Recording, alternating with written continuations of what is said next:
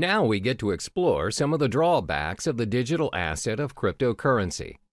Previously, it was mentioned how cryptocurrency is a one-of-a-kind digital currency without likeness, because not many payments nowadays are without the involvement of a third-party, low-risk payment, little or no fraud cases, and most of all, universal in its usage.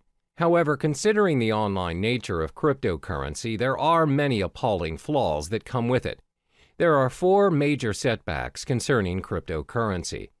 The first one is the lack of understanding over cryptocurrency. In most cases, people are still unaware of the digital currency world and the potential it holds. This is very similar to when the usage of credit cards first became available, and the reception towards them was fairly similar to that of cryptocurrency.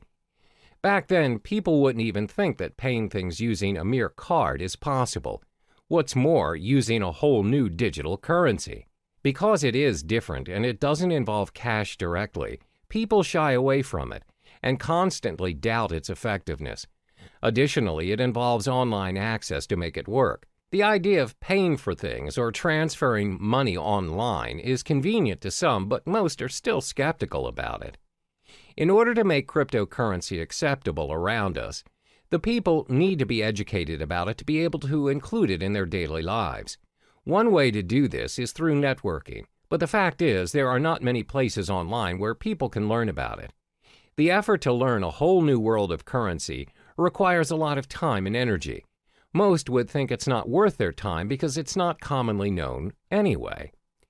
Even though some businesses are accepting bitcoins, the list is significantly small compared to traditional currencies. This is probably due to the lack of knowledgeable staff that understands the ways of digital currencies.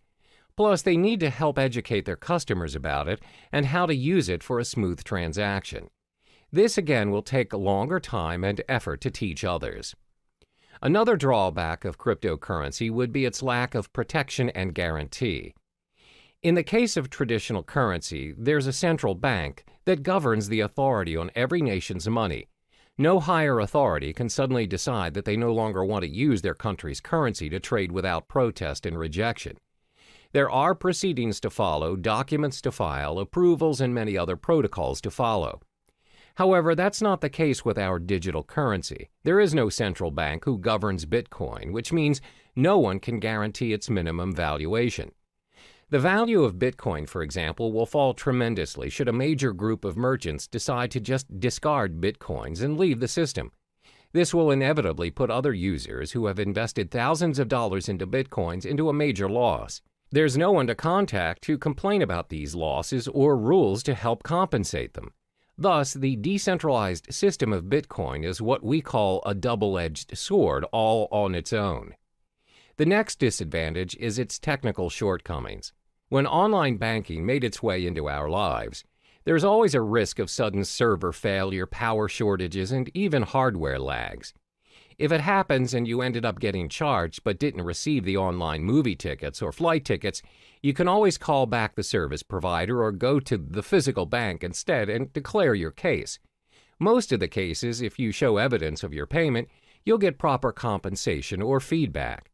But that's not how it works with cryptocurrency. First of all, this currency does not have a bank to negotiate and help you around. There's no fixed number that you could call and just ask for clarification. So if you bought your goods using Bitcoins, for example, and the merchant didn't send the items you purchased, there's nothing you can do to reverse the transaction or get a refund.